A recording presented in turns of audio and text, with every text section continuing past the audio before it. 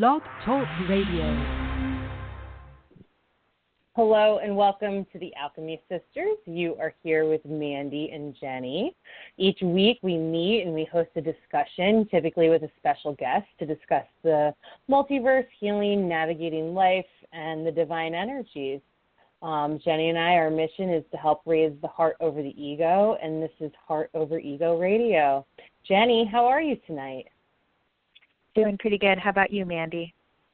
Well, I'm pretty good, and I just want to let our listeners know that it is Jennie's birthday, and I'm just so honored and excited to hold space with you, especially on the day of your birth. Jennie's one of my closest confidants and sweetest soul sisters, and I'm so grateful for her. So thank you for showing up for us and showing up on your birthday, and I'm just wishing you the happiest of days. I'd rather be no other place. This is it.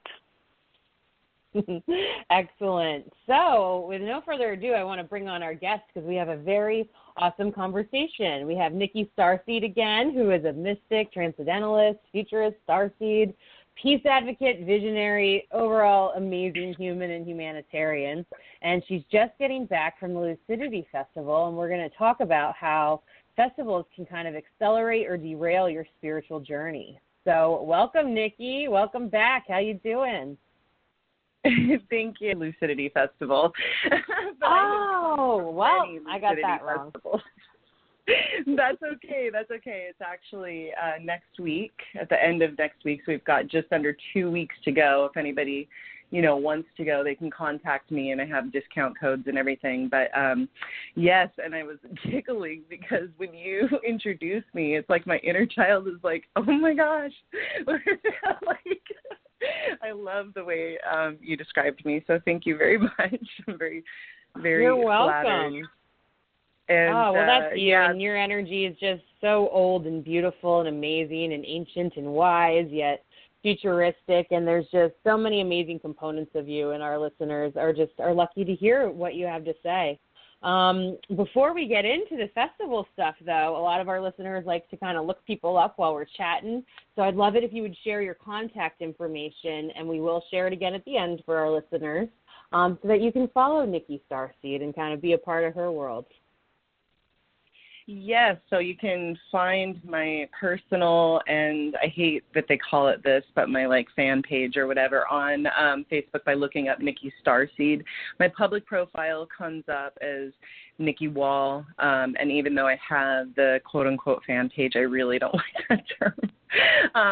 Yeah. The terminology that the technology is using. So that's the unfortunate, thing to communicate this, but so you can find me as Nikki Starseed, Nikki, and then Starseed, one word. And my website is nikkistarseed.love. And my books website is universalinspirationproject.com. And everything anybody needs to or wants to know about me, I should say just about everything anyone would want to know about me is available through those links, because they're both just the expression of the heart and soul of who I am, and who I've come to realize myself as in this moment in time, and how I'm actualizing in the world. And yes, the festival community has been a massive part in that. Beautiful. Will you tell us a little bit about the upcoming Lucidity and what that's about, and kind of what you're looking forward to, and then we can get in a little bit after of, how to optimize your time there. Yeah, so the beauty of Lucidity Festival, there are two festivals that, I always say are my favorite. And there is very specific reasons we can go into with that. But it's Burning Man and Lucidity Festival for all the ways that they are supporting a very grounded evolution of spirituality and our presence in this world. And when I say grounded, what I mean by that is that we live in a time of spiritual seekers who have fallen, prey to really inefficient forms of quote-unquote spiritual practices when they're actually not. They're just fancied up forms of avoidance and disconnect, and so forth. And, spiritual bypass and messiah complexes and abuse of psychedelics. There's so much, even just like the acceptance of toxicity that the spiritual community has come to in this place that is like a side effect of the spiritual bypass and the misuse of certain spiritual knowledges. And the beauty of Lucidity Festival is the way that they set it up, and Burning Man as well, but Lucidity Festival being the one that's coming up the soonest, that's the one I'll talk about, which is that this year in particular they're holding, panels to address those issues in regards to activism as a part of our spirituality and understanding why that's important, because, it is truly about the above and the below. If we're constantly, attempting to trick ourselves into believing that we're in these solid 5D and 12D states in a physical realm that has a lot of influence on us, and sometimes in uncontrollable ways, unforeseen ways, there comes the time that we have to be accountable for our presence in the physical world too. And so a lot of what they're looking at is this year is there's some really visionary panels happening, some amazing people talking about things like cultural appropriation and sustainability, which, has sorely been, again, it's been a problem with the spiritual community, and the festival community, has been a really large factor in that. In addition to, how to fairly monetize a spiritual mission. We have like sort of a polarity where you've got half of the spiritual community starving and the other half what a lot of people consider misabusing, their ideas of abundance and charging so much that it makes it still only sort of like a accessibility to those with privilege. And so it's they're diving into the things that a lot of people get triggered by that are on the spiritual journey. A lot of people go into avoidance and spiritual bypass around. And, there's so many examples of that alone. Like that in and of itself, if we haven't talked about that, we should on one of our future talks is the very nature of the toxicity that is in the spiritual community just from spiritual bypass alone, and all of the symptoms that come out of that create a dis-ease in the collective at large. So, yeah, but, Lucidity Festival takes so many steps to really set an example and in a very benevolent way present people the opportunity of making themselves a better person, stepping into greater expressions of themselves and creative expressions and ideas and feelings of unity and inclusion and, again, the idea of radical self-expression and all of these things that the world truly needs, while offering tools and ideas and inspiration around how to really ground that into the physical reality off the festival grounds. I love that. And right. And so some of that is the fact that it's a leave no trace event.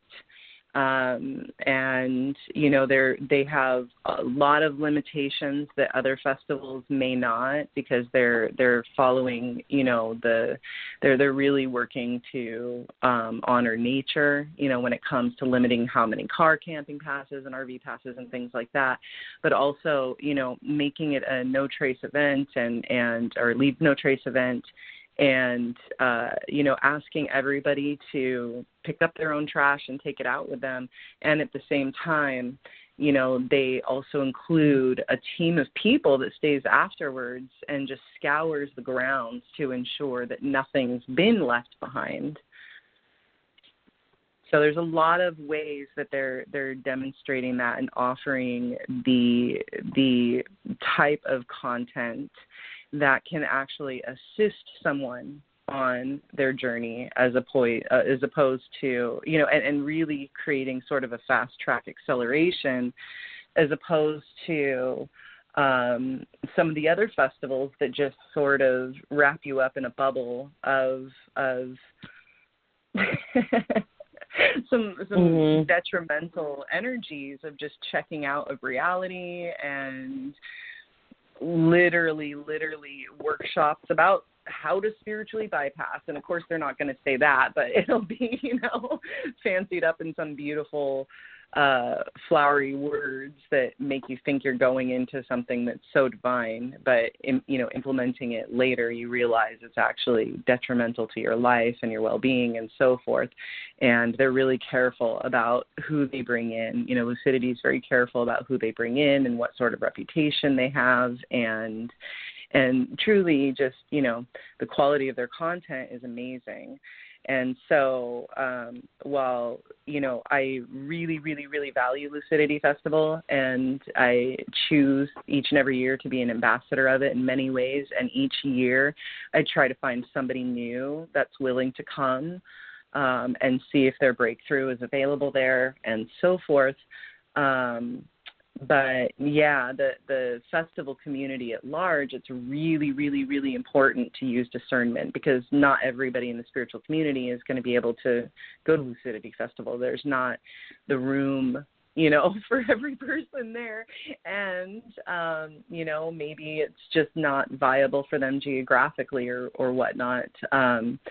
And so in looking for the festivals that help as opposed to harm, there's a lot of things to look for in that.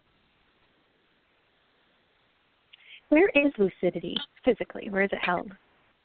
It's in Santa Barbara County in California. So it's just north of, it's about 2 hours north of Los Angeles. And it's in the Live Oak Campground, which is in Santa Ynez in the mountains, like above the lower beach town of Santa Barbara. And so, you basically get to Santa Barbara, go a few minutes up the mountains, and boom, you're there.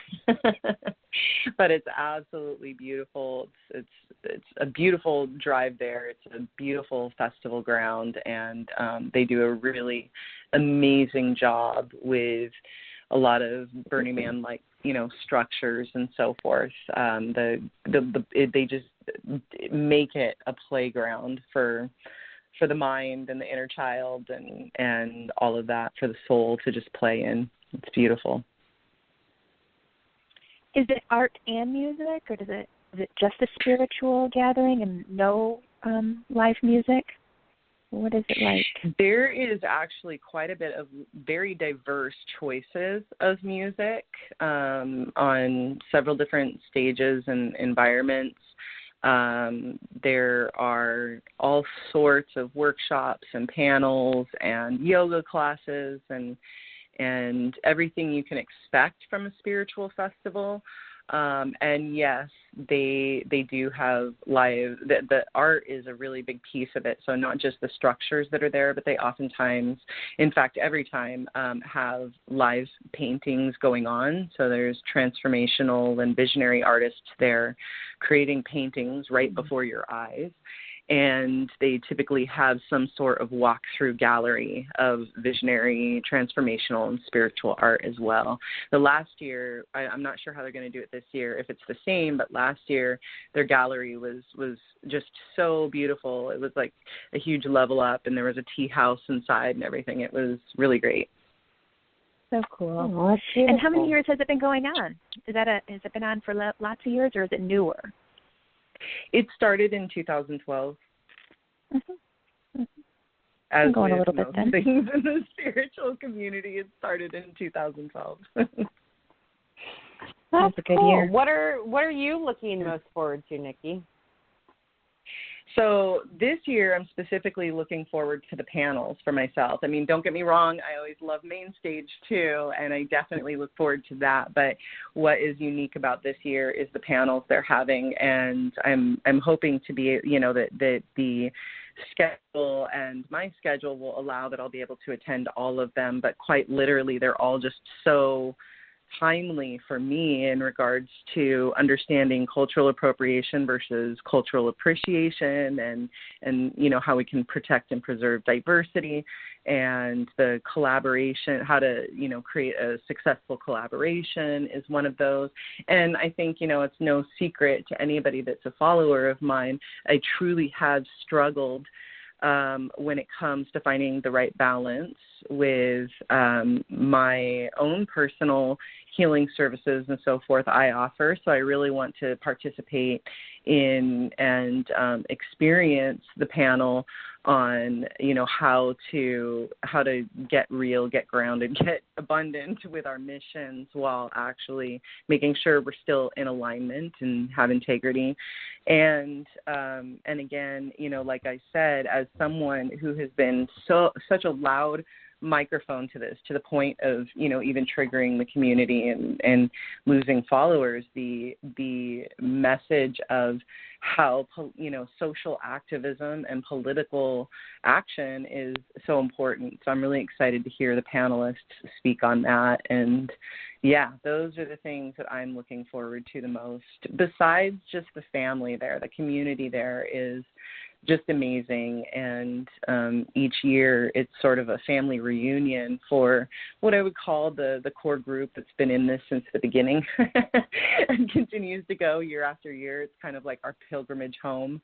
And so there's always the excitement of being in that space with those people I love, but also the wild cards of, well, who am I going to meet this year as well? And what is synchronicity going to lead me to? What manifestation will occur, and so forth? Because it is such a profound space of manifestation possibility. That's another part about it. It's just so magical in that way that anything is possible in that space, and we're all truly sort of. It really highlights, what are you manifesting? What are you projecting out there?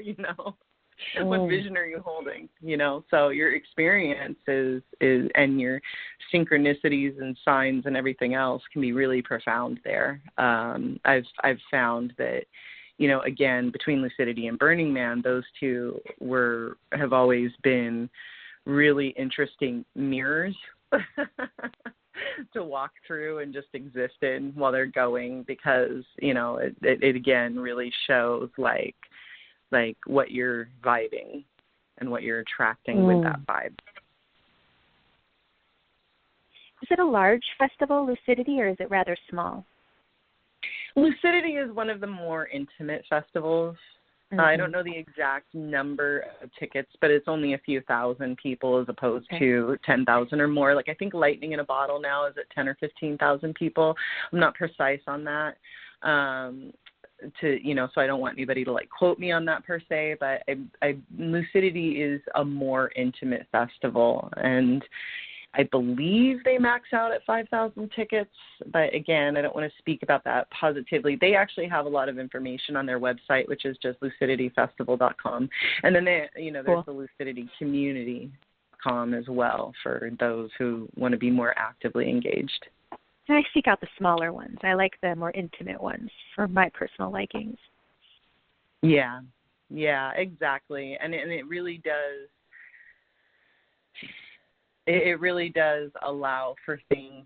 For me personally, the more intimate festivals are so important when it comes to fostering relationships and not having as many distractions. You know what I mean? Like going to something like Burning Man or Lightning in a Bottle can be really profound and intense, and you might only see that person one time, in the entire event. And yet at Lucidity Festival, you're likely to run into them again. And, if you have another reason to connect or so forth. So it's really, like, for me, it's always been a really, really profound experience year after year, and a reflection. Usually when I get to the festival is when I can genuinely measure how much growth I've had since the previous year. So cool. That's beautiful. Nikki, what are some of your tips to our listeners for, going to a festival and helping or allowing it to accelerate their spiritual journey? So I think that it's important to look out for the red flags first and foremost. And one of the things I'm going to be really blunt about, that I've been blunt about a lot, is that there has been a major issue with cultural appropriation in the festival community. And, Can you tell us what that is? Mm-hmm. That's like the second time. Sorry, I'm totally interrupting. That's like the second time you mentioned it, and I want you to explain to our listeners what that is, what that means, cultural appropriation.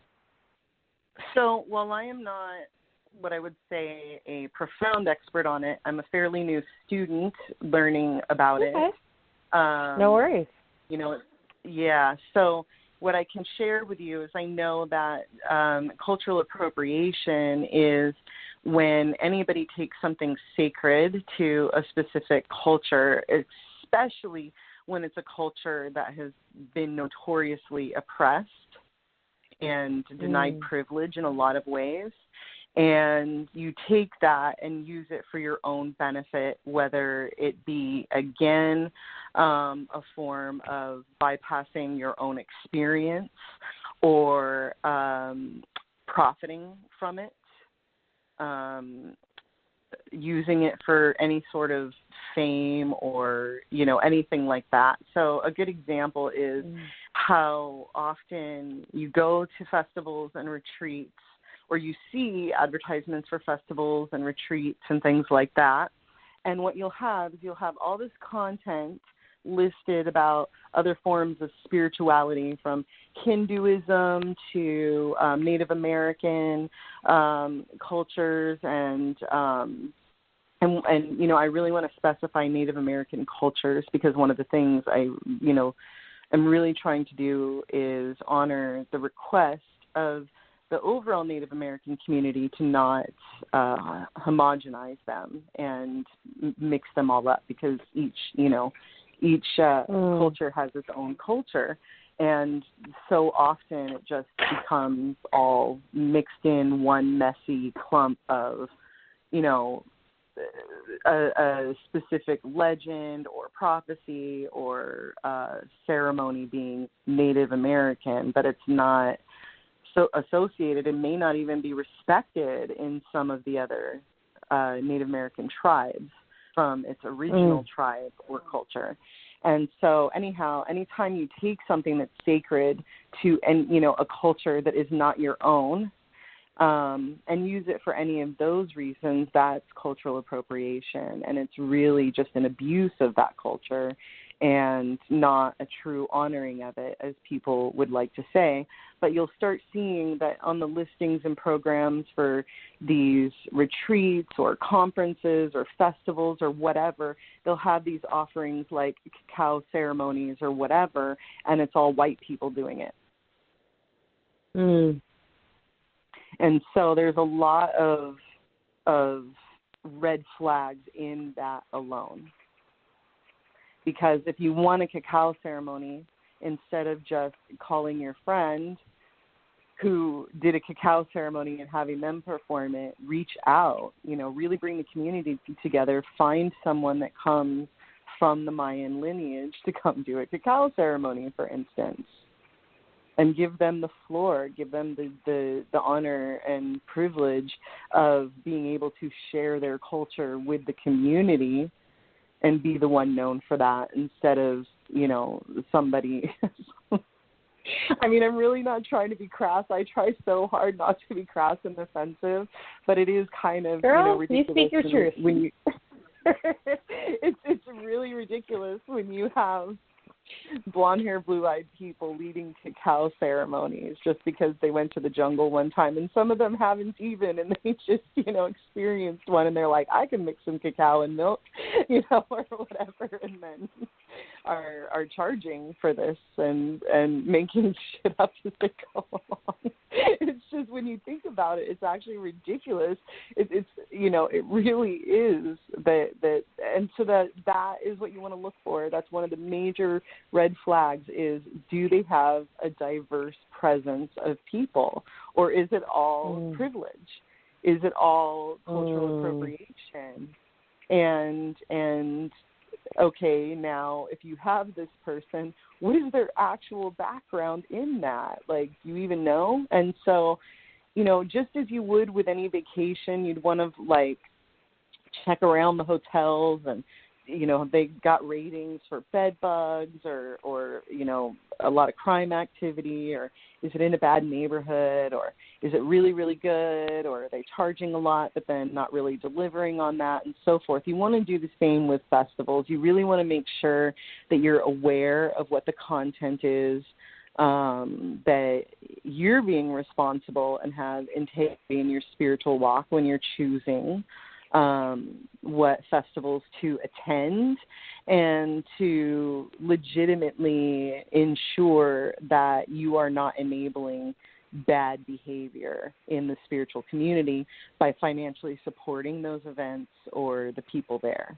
that may be, abusing culture or abusing privilege or abusing wealth even, and so forth. Like, you just really, really, or the earth is another really big one, because Coachella, for instance, seems to be an introductory, EDC or Coachella. Both of those have sort of been like the bridge to transformational festivals, and those are music festivals. But they seem to be a bridge into the transformational festivals for a lot of people, but they themselves are still, behaving badly. Like, Coachella has been notorious for using the Coachella Valley land and leaving the people afterwards with tons and tons and tons and tons and tons of trash to clean up themselves, and damage to the land, and a water shortage for the very, very, very, it's kind of funny in a way. It's funny, not funny, that Coachella makes so much money off of primarily white privilege, and then they are literally oppressing the already oppressed community around their festival grounds, and so Coachella is a prime example of a festival that is selling alcohol and taking on corporate sponsors, and it's great. They have a lot of music and so forth, but it's not a festival that, is necessarily going to accelerate your spiritual path. So I'm taking it you're not going to be going to the new Woodstock. I guess we're going to have one this year or next or something. I thought that was burnt out after 1969. You know what? I truly, truly, truly have not really investigated that enough to say yes or no, because it may be that it's being run by awesome people. It may not be. So I'm not really sure, and I haven't even really looked at it. I heard about it, but I just haven't got around to investigating it. So that's not something I can really speak on. But yeah, that does sound interesting, like it could be a potential disaster. Yeah, because I think they've tried to do it 2 or 3 times, and it kind of was very much a corporate facade, really, going on, money being made, and the essence of the true Woodstock, I guess, has never been there. But we'll see what they're doing this year or next year. We'll see if they can pull it out of the gutter and get some hard energy into it. Yeah, 99 was a bad year for Woodstock. 99 was the really bad one, I think, and everybody left it trashed. It was terrible.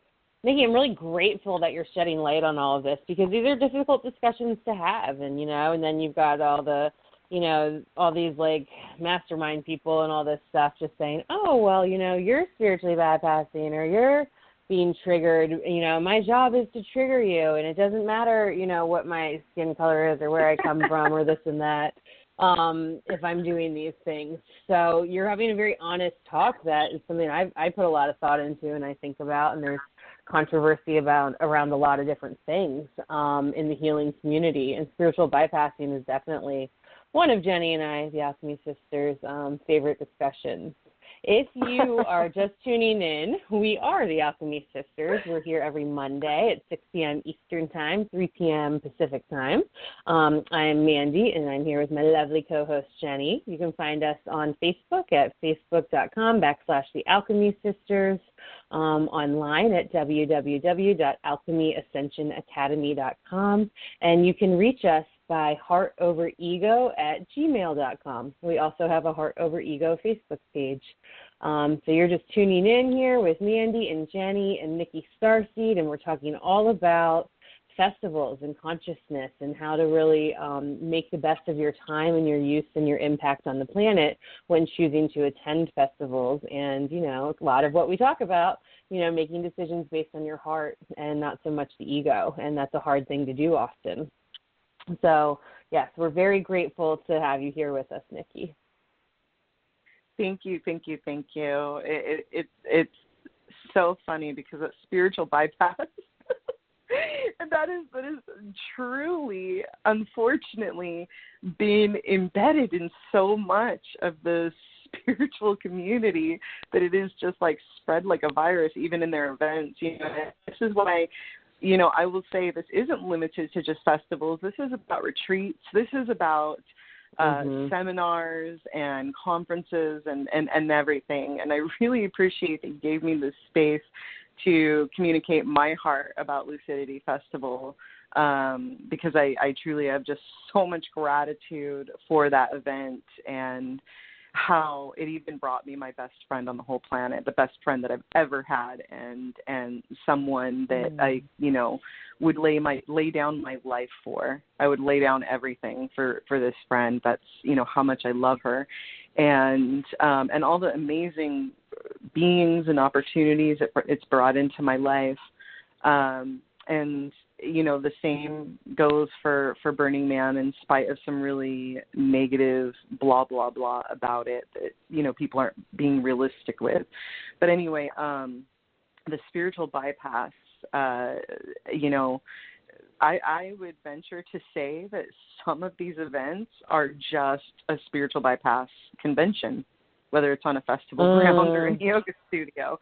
Like, that's just exactly what it is. And so, I think that one of the good signs of events is that, first and foremost, they have a leave no trace policy in place, that they are not promoting low vibe substances and, are clear about that, like Lucidity is discourages alcohol. Now, they don't, want to limit anybody's experience, but they're very clear that, they want to limit alcohol. And there's other festivals like that as well. Like I said, the leave no trace policy, the fact that they have diverse presenters. Are they including the community at large, or is it just centered around what's called whitewashing or whiteness? Are they giving others a chance to step up to the microphone or sit in the seat of attention and share their messages and so forth? And are they truly honoring traditions and the sacredness of exocultures outside of the white community? It's actually been coming up a lot about how excluded people of color have felt in the spiritual community. And that was something that I was already painfully aware of, and sort of in this, like, well, how do I find more people of color that are spiritual, But I think that part of it is just that, taking note, are these events really taking the steps to ensure that representation is a thing? it's being utilized, that they're giving full representation to the whole rainbow? Are they, again, are they introducing offerings and practices and so forth that are grounded in reality? Like, what's the point of Reiki if you don't really know how to utilize it in the real world, other than just, the very basic understanding of energy healing on a person? Like, are they learning how to do that in a greater sense, or any form of energy healing, how they can do that for the greater good? Are they encouraging people to do that? And, anything that is being presented, how do we take that back out and integrate it?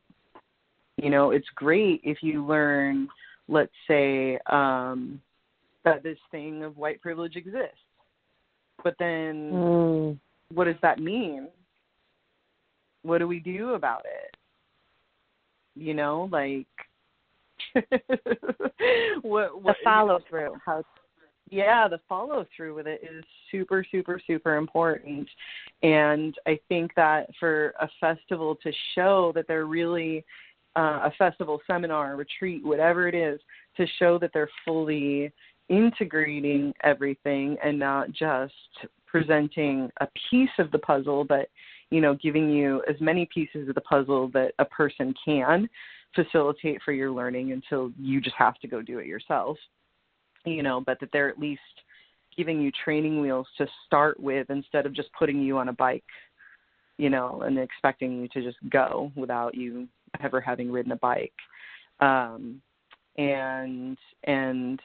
working with integrity in that regard. And two, what are they doing with their profits? Do they have a cause attached? If we're coming together as a spiritual community and we're all giving a lot of money to a lot of people, what is actually being done with the profits? Is this going to somebody that's just buying fancier houses and fancier cars? Or is this going to a cause that either is something they're utilizing the purposes to evolve, like maybe they're creating their own community or healing center or something like that that'll be available year-round throughout the course of their festival's profit life? Or are they, giving it to good causes? Are they using some of their tickets to forget about profits and bring people in that otherwise wouldn't have the opportunity to attend due to a lack of funds or, some other form of access? So, it's really important to look at and even ask questions. The festival producers, if they're truly trying to foster community, will respond to emails. If they're not responding to your emails, well, then what do you think the event is going to be like when you get on the grounds and there's any sort of issue? If they can't respond to an email, how are they going to respond to anything on site? And so those things are all really, really important, and to be honest with yourself about your intuition around their answers and the content and information they're putting out as well. Nikki, have you watched that, I think it's a documentary on Netflix, Fire Festival, and how that guy just ripped so many people off? That was interesting. Yep, and then he did it again recently. He did it again. Yes, while he was awaiting trial, he ran another one of these scams, and it's did nobody Oh my learn? goodness! Do people just not check? I mean, it just seems, it's the whole power of marketing in general. The whether it's a festival, a seminar, or a hamburger, if you have the right marketing, nobody's I shouldn't say nobody, but most people will just buy into the glitz and the glam and the claims of the marketing and not do their homework. They're just, being lazy. And, I think that discernment is something we're all getting a lot of lessons on, and that guy is one of them. I think so. Sure. I think we've all just been so culturally programmed to trust in advertising, too, even though, yes, cigarettes are bad for us now, and, certain beauty products and things like that. People are just starting collectively to really accept that, the commercials that are put out by drug ads and things like that, and, you know, pharmaceuticals, you know, aren't always in our best interest. And if it has, you know, the FDA stamp of approval and things like that, you know, some people are still, you know, by the book on that. And it's like, it's this thing that we have to culturally awaken slowly but surely. And I love that you're discussing this and encouraging people to look beyond what the advertisement is and what, like you so beautifully said, the glitz and glam, you know, because there's so much more to it.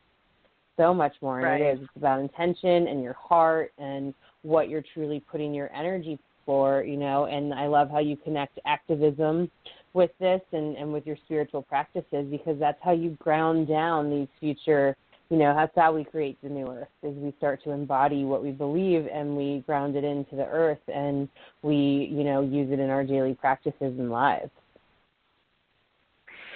Yeah, you know, that is such an important tenet of spirituality, above and below and within and without.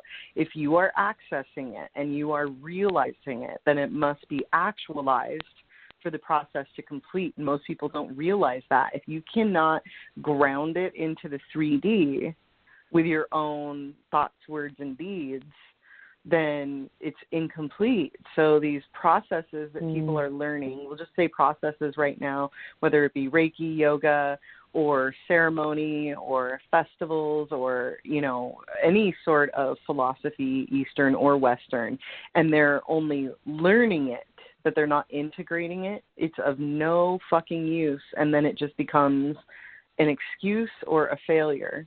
And when I say excuse, I mean, again, this tips us back over into what you were saying about people excusing bad behaviors and not taking accountability by using spiritual bypass, which can happen with any of the things that we've already named, from yoga to you know, Buddhism. And at the same time, it can be a massive failure if somebody's really trying to find their way and what's going to work for them, and they're never really actually implementing it. So, you know, it's so important to make sure that we're integrating these, and that means actualized in the physical world too. And I've been doing these polarity sessions and workshops that are, like, you know, for so long I've been focused in different areas, and I just went out on a limb and did this talk in inspiration at one festival, and then it's just been snowballing since. And I do have a live stream version of my most recent one available on my Facebook page that I did during the Dreamcatcher Festival. Now, that said, you know, I've been doing these sessions because, you know, it's about really, really, really making sure that if what you're dealing with and struggling with is something that's way off in the light, well, how do we take that light deep into the darkness of the greatest purpose? And if you're struggling something that is really super dark, how do we leverage it to take it into the light for transmutation and purification? And then find that balance of the yin and yang. And so integrating and implementing what we're learning is really important. And if the event or the teacher or the guru or the lecturer or whatever, facilitator, shaman, anybody like that cannot take you to that step with at least some sort of idea of how it's possible to implement it, then they're not actually doing you a favor. They're doing you a disservice and adding the wrong kinds of question marks on your journey.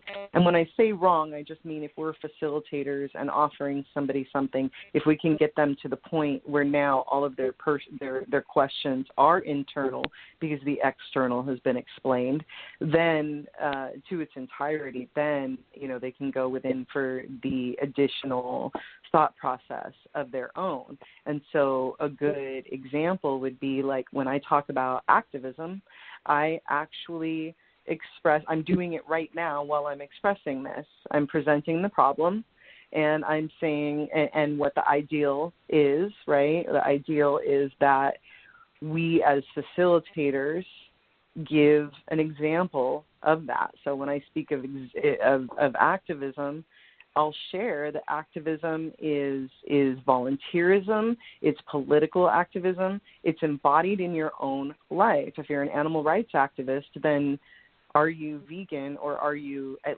least truly eating a humane diet, meaning you get your milk from a cow directly and not from a factory directly? Are you getting your your eggs locally and potentially right out of your backyard? If you're buying pitch white eggs, you're not helping animal rights. And if you're eating meat straight out of the grocery store bin, it doesn't matter if it says pasture raised. We know that even that term now doesn't mean crap anymore. So, there's really no such thing as a happy cow in a factory farm. So how can somebody be an earth guardian, an animal rights activist, or a water protector if they are participating in factory farming?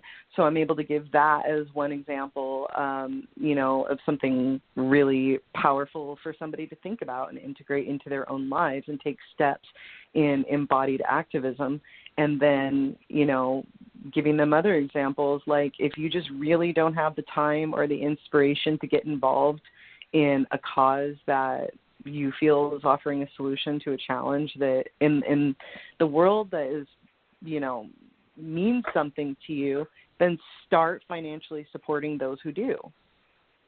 And not do so through lazy tax-deductible donations just based on a foundation's name. Make sure you look up the foundation and what is their reputation and what is their return on, your donation in regards to how it's actually creating a positive impact as opposed to just being a shell account for deceptive practices that we find all the time in the NGO community. And so the same thing with festivals, what is the festival doing with their profits? Coming full circle into that. Yeah, I saw a brilliant meme on Facebook. It said something like, when you shop from a big box store, you're helping someone buy their fourth house. When you buy from a small business, you're helping put a kid through college or a grandkid or something like that. And that really rang to me. This was years ago when I saw this, but I was like, that makes sense. It breaks it down into very edible terms, things you can wrap your head around. Yeah, you might just be paying that month's mortgage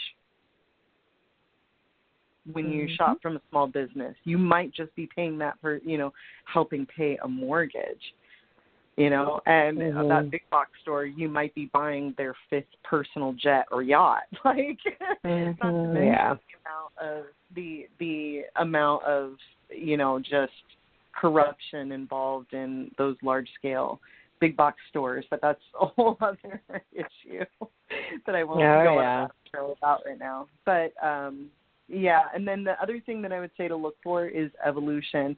Is if it's a recurring event, is it evolving in a way that is recognizing the current needs of today? In other words, there's some conventions and seminars and so forth that have been taking place for 20 plus years, and they're still doing the same things they were doing 20 plus years ago. And if we saw somebody in their personal life doing the same thing as they were doing 20 years ago, we would outgrow them. And so it's really a matter of making sure that they're evolving just like a human would, because it becomes its own entity. And then, again, the true environmental impact, the true ways that they are honoring their spaces and honoring communities. And I will say that good luck to anybody out there trying to buy a retreat in Bali or in Tulum, which are two of the most popular places to hold a retreat or an international festival, a destination festival. There's so much environmental damage there from the spiritual community in those two places. The spiritual community has been primary aggressors in the environmental destruction and just tragedy that is taking place in those areas, to the extent that just going there is further enabling that really selfish form of what people paint as spirituality that's not, where you're so likely to find these events that are promising you some tropical paradise experience, dancing all night or doing, naked yoga on the beach or whatever it is, along the Caribbean coast or whatever it is that they're promising, that actually ends up being more harm than good. And then you really have to question the actual intentions of the person hosting those, because they also very frequently are so extremely priced that someone, say, in a lower socioeconomic status would have to save for, 30, 40 years to be able to access that sort of event. And at the same time, the person profiting from it, it's all going to their own personal material gain and endeavors, as opposed to supporting the community that is hosting it and to heal the land that it's a detriment to, and to show anything sacred. So it's really important that we look at those things as well. And not to mention, a lot of those sorts of retreats will mask that they're actually underpaying desperate locals that come from an already oppressed state of existence, and they really take advantage of local farms and so forth. And it's really just willful ignorance, if you ask me, because anybody that's truly heart-centered that would want to go into a space like Tulum, I feel like would already organically be asking those questions before they even booked a space to hold their retreat, and would probably, more than likely, with any good conscience, choose not to, unless they were incorporating in that area or doing it so that, people are giving money to them that then goes to one of the foundations or nonprofits in Mexico that's trying to heal that region. Well, you're certainly giving us a lot to think about, because, Jennie and I really do want to host retreats in the future, and it's something we're really manifesting. And this discussion really opens my eyes to how I want to manifest that, and, all the little things that go into it that, so many of us, my favorite quote is Dr. Maya Angelou: when you know better, you do better. Do the best you can until you know better. Then when you know better, do better, and there's always an opportunity to become aware and to forgive yourself of what you didn't know, and to step into your path a little bit more each day and be more authentic with your thoughts and your views and what you want to see most in the world. So I very much appreciate this discussion. Jennie, do you have any other questions for Nikki at the moment? No, you said what I was going to say. I was like, Mandee and I are planning on putting on some retreats, and the first thing we talk about is we want to make it affordable for everyone, just like we do in our practice. We have sliding scales. We want to make ourselves available to everyone, and so we're kind of wrapping our head around manifesting that. And yes, she gave me a lot of really good ideas. We already had a lot of good ideas, but she gave me more. Nikki gave me more to kind of help shape and cultivate something that's going to be so beneficial on so many levels. So yes, maybe even Mandee, I was thinking, we'll donate a portion of the proceeds if there are any with our first one, and see how that goes. So yeah, something to look forward to. And a really simple idea for anybody planning any sort of event could be as taking 10% ahead of time, which is actually a Muslim thing. Instead of tithing after you've already done your own personal part, you give beforehand and then accept what comes after, and offer a certain amount of tickets to people that may benefit from what it is that you're offering, that wouldn't have access to it, and reach out to places like, let's say maybe you reach out to a local domestic violence shelter or something like that, or, veterans with PTSD are really being drawn into sound healing and meditation and so forth now. Depending on what it is that you're presenting in your content, you can put it out there to the community at large to come participate at no charge. So cool. Very cool. Now, we only have a few minutes left, but I do want you to go over just very quickly for a couple minutes, like some things that could derail your experience. And you were talking a little bit about toxic psychedelics and things like that, and just some things to watch out for and, make sure you have a good experience, at the festival you're going to next this summer. Yeah, so, again, looking for all those red flags that I spoke about and all the green flags that I spoke of is important. I believe that, if you're somebody who is naive in general, and I don't mean that in an offensive way, but just somebody who has sort of an innocence in this community and isn't familiar with it, or has limited experience in it, to go with somebody you trust, and or to reach out to somebody who's experienced, but preferably to go with a friend, just like you would just about anything else in the real world. Doing that with festivals is important as well. Again, unless you're a very sort of street-wise and life-wise and spiritual-wise person who just, has not attended a festival or a retreat or something like that. So that's really important. And then, knowing when you're there to like really put yourself into it. And that can be hard because sometimes we get like sort of the outsider syndrome when we go to big things like this and we see people in extravagant costumes and things like that. But you shouldn't be excluded. Don't exclude yourself. There's one good thing I could say, because that's how you can learn the best from it, is to include yourself in every experience. And if you're not being embraced or you're actually being excluded, there's a red flag.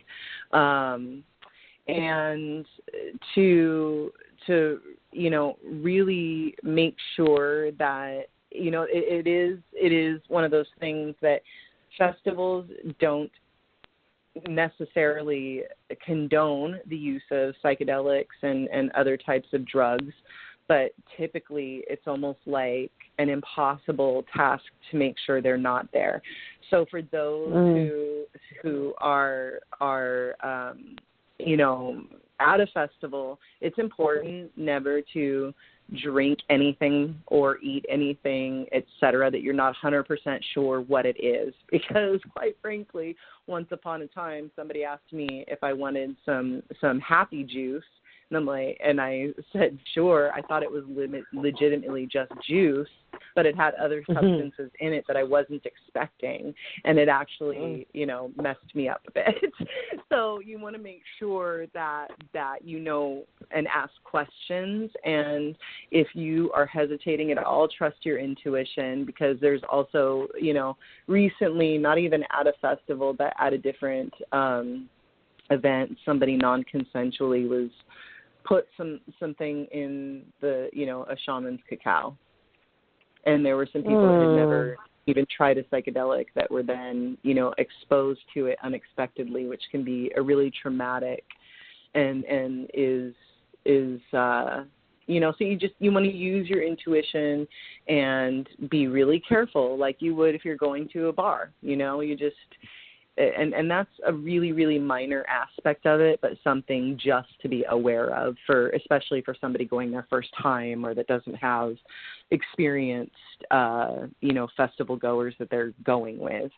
And then, again, just common sense, be polite, be nice, and instead of arguing with somebody you don't agree with, step away from those you don't agree with. And if you see potential issues, speak to the production team. A festival should have easily accessible security. Any event should have easily easily accessible security, easily accessible first aid, easily accessible production teams that can hear feedback where something might be going sideways. All of those things should be viable and present and easily accessible to people attending. So all of those are, I think I've covered everything. I think you did a pretty good job.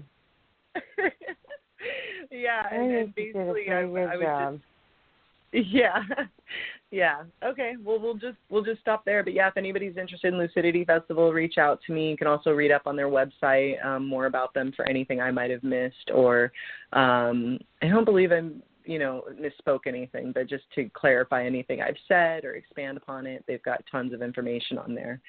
And yeah, we'll do a Burning Man call one of these months. Yeah, that'd be awesome. Nikki, will you tell our listeners how to get a hold of you one more time if they want to work with you or find you or support you? Yes, you could just Google me at Nikki Starseed. You'll find my quote-unquote fan page. Again, I don't like that term, but that's what the technology calls it, so it's how I'm referencing it for to be easily understood. And my personal profile, they can follow that as well. On Instagram and Twitter, it's Nikki Starseed, and at nikkistarseed.love is my primary website where you can learn the most about me, and it really is the greatest expression of my heart and soul realized in the digital realm. Thank you so much, Nikki. We always enjoy your visit. So informative, so heartful. We look forward to our next gathering with you. And I want to tell everyone we are the Alchemy Sisters. We're being brought here today by Heart Over Ego Radio. And we're here every Monday, 3 p.m. Pacific Standard Time. That's 6 p.m. Eastern Standard Time. And, of course, you can catch our replays on Blog Talk Radio. We appreciate everyone for showing up. We'll see you next week. Good night, ladies. Good night. Good night.